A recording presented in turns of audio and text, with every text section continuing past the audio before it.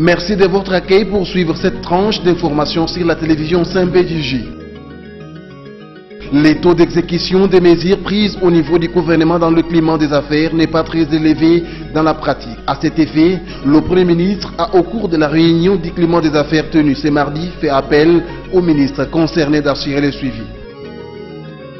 Le gouvernement de la RDC déplore la fuite en Nice des athlètes congolais au jeu de la francophonie. De ce fait, les autorités congolaises ont pris la résolution de mettre en place des mesures sévères pour que pareille situation ne puisse pas se répéter. Il s'est ouvert ce mardi 10 septembre à Kinshasa les travaux d'évaluation du niveau d'exécution des recommandations du Parlement. C'est le ministre des Médias, Lambert Mende Omalanga, qui a procédé à l'ouverture de ces assises. Saint-Bédiji, mardi 10 septembre 2013, voici les développements.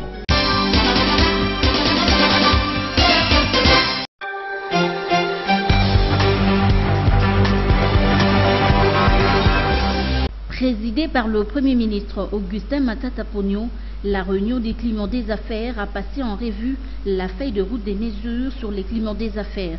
La réunion note cependant que le taux d'exécution de mesures prises au niveau du gouvernement dans les climats des affaires n'est pas très élevé dans la pratique. Le plus important, c'est qu'il apparaît que nous devons mettre un peu plus d'ordre dans nos administrations publiques. Il faut assurer le suivi des mesures qui sont prises.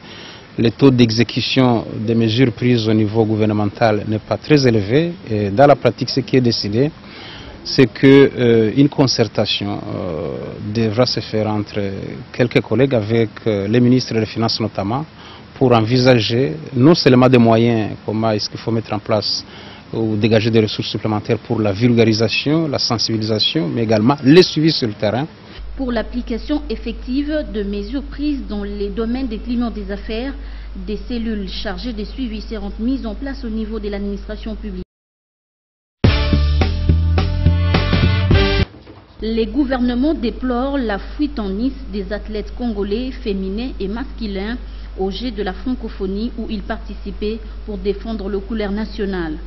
Le groupe thématique socio-culturel réuni le lundi sous la présidence du Premier ministre Augustin Matata Ponyo a pris la résolution de mettre en place des mesures sévères pour que pareille situation ne puisse pas se répéter car cet acte a souillé l'honneur du gouvernement congolais. Le groupe thématique socio-culturel a en outre noté avec satisfaction l'effectivité de travaux de construction des écoles sur l'ensemble du pays, sauf dans les territoires de Rutshuru occupés par le rebelle du M23. On a constaté que partout où il était prévu qu'on puisse démarrer les travaux, ils ont effectivement démarré. Les uns sont au niveau de l'exécution de 30%, d'autres au niveau de l'exécution de 60%. Et pour la plupart de ces écoles, d'ici octobre-novembre, elles devraient être achevées. Donc les constructions devaient être achevées. Mais on a noté que la seule partie du pays qui est pénalisée, c'est dans le territoire de Rutshuru, au nord Kivu, qui, comme vous le savez, est sous occupation de l'ennemi. Le ministre de l'EPSP a également fait rapport au groupe thématique l'effectivité de la rentrée scolaire au Nord Kivu, sauf à Uvira. Le ministre de l'enseignement primaire, secondaire et professionnel a fait rapport de la rentrée scolaire qui s'est bien déroulée et les quelques coins où l'enseignement devait reprendre a repris effectivement ce matin, notamment au Nord Kivu. Il y a juste un petit coin, je crois, à Uvira, de ce côté-là, où il y a eu des tueries de plus de 19 personnes. Et cela a créé la panique dans le chef des parents qui n'ont pas estimé devoir envoyer les enfants en attendant que la sécurité soit garantie.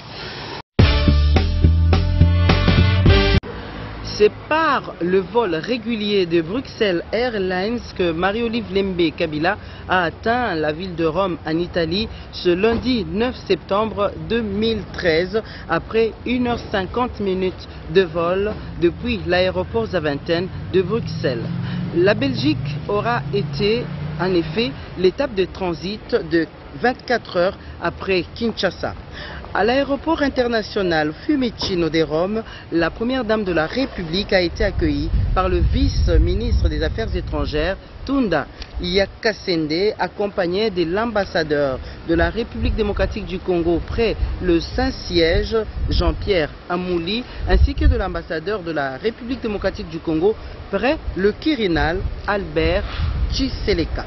La première dame de la République démocratique du Congo à Rome est l'invité spécial du pape François qui attend recevoir dans les prochaines 48 heures l'épouse de Joseph Kabila Kabange, cette fervente chrétienne catholique dont la renommée des œuvres philanthropiques ainsi que son patriotisme a traversé les frontières de la République démocratique du Congo et atteint les sommités de ce monde. Marie-Olive Limbé Kabila s'est fait accompagner d'une forte délégation.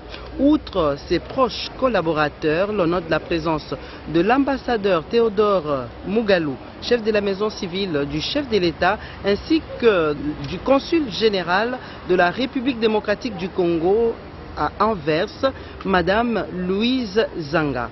Tous attendent de recevoir les bénédictions du souverain pontife. Depuis la ville de Rome, Angèle Kanam Kisinda, RTNC.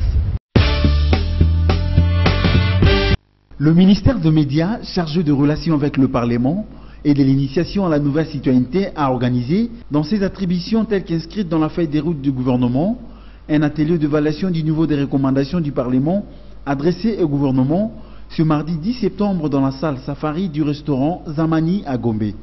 Les travaux de cette réunion interministérielle comprennent 2 étapes.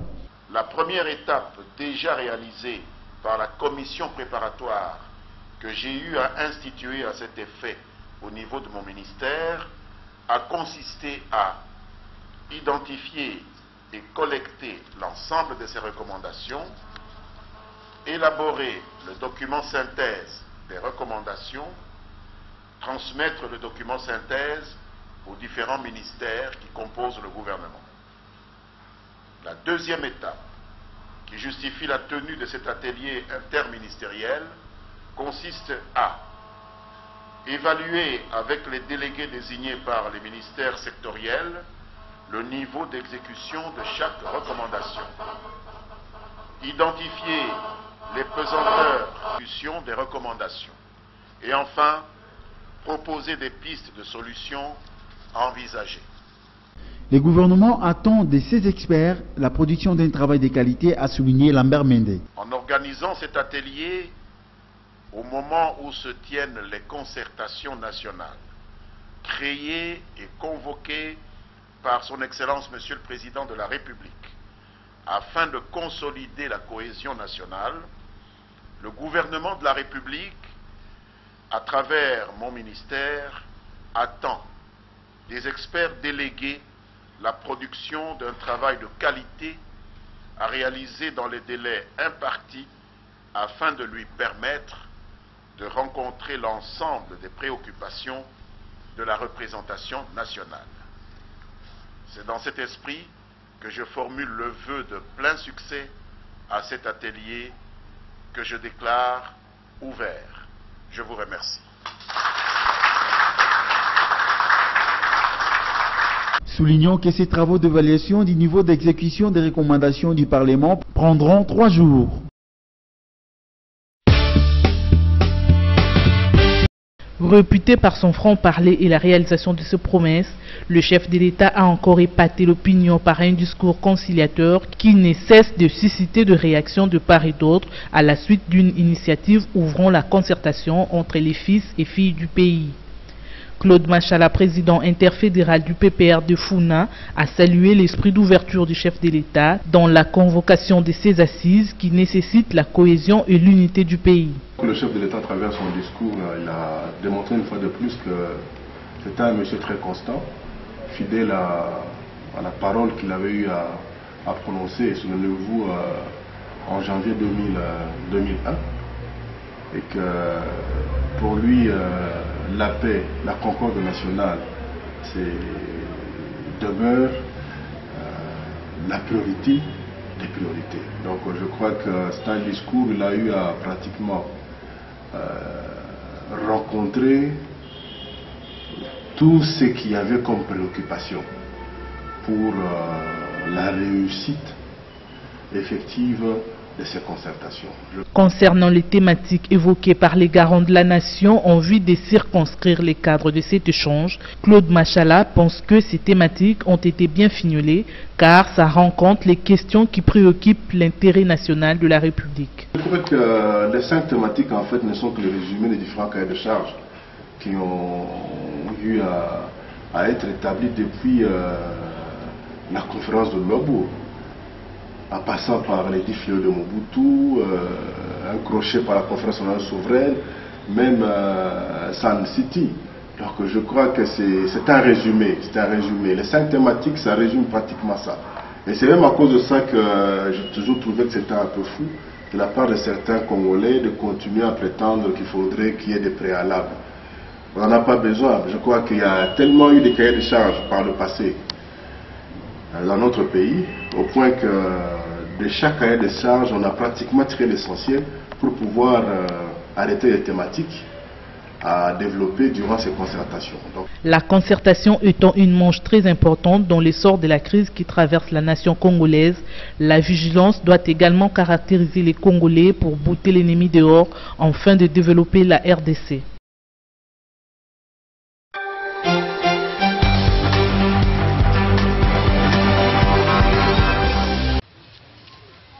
Nous sommes ici dans une zone périphérique dans la ville-province de Kinshasa, plus précisément au quartier Kimbondo.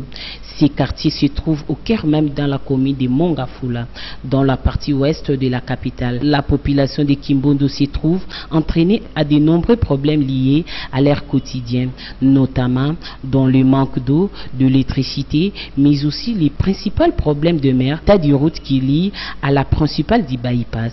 Cette route qui porte le nom de Papa Kanda a subi une sérieuse transformation en perdant son état initial, une situation qui inquiète. Tozali na difficulté impossible. Mayi eza pasi, bana soki mbula ebeti ezali impossible, berosion eza makasi. Mais osiko oyokolela na nani?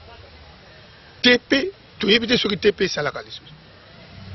Bayebisaka biso dernièrement balobi ke non nani gouverneur nani Caterpillar moko ezali na gouvernorat ya ville ya Kinshasa oyo toko kende kosenga, mais pona kosenga yango pona kozwa yango eya kofongolela biso ata banzela, c'est tout un problème. Ezali très difficile pour ozwa Caterpillar wana. Difficulté to non premièrement liboso eza ya nzela vraiment eza bien te. Nzela eza mabe. Faut to kende ti wenze. Donc nous sommes na rond-point, cette matadi kibala, mais ce qu'on a za nanda kuna kita tina ki oza transport kuna fona ki soit na moto, so na ki na makolo. Poussière eza donc moi eza kat. Donc fona ki na moto, na à partir de moto na kiti kuna ndi na zi transport na ke wenze. Il est à noter qu'il y a une période, le gouvernement central avait alloué une somme pour l'aménagement de cette route. Une demande que la population n'a pas de réponse jusque-là. Contre toute alerte, l'état de cette route à Kimbondo doit interpeller l'attention des décideurs, car elle demeure une route qui pourra desservir cette population à résoudre bon nombre de problèmes liés au trafic.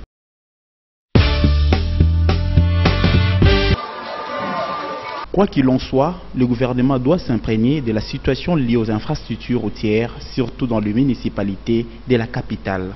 Après les communes de Kalamou et celles de Barumbo, un besoin s'est fait ardemment sentir dans la commune de Makala.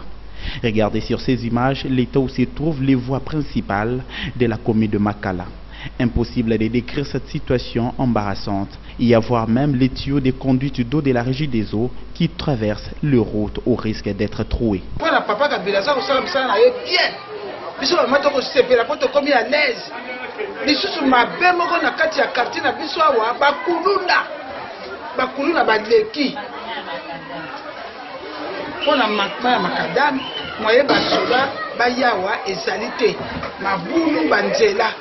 Mais bâtir la biso kaka ba bongisa biso kaka nzela nali ka bakulu na basigisa to baye na batu wana to baye ba ko kotela ka biso tina ndako ba ko zokisa ka ti biso ba pota ba ko motela ka biso ti ba mbongo na nzela makamnyo so na to tika ba konji ba bongisa biso nzela pote to za kinya. Entre Ngiringiri et Bumbo en passant par le marché de Makala, cette route ne rassure en rien. Avec la pluie qui commence, le bout, le flaque d'eau sont invités et cela inquiète.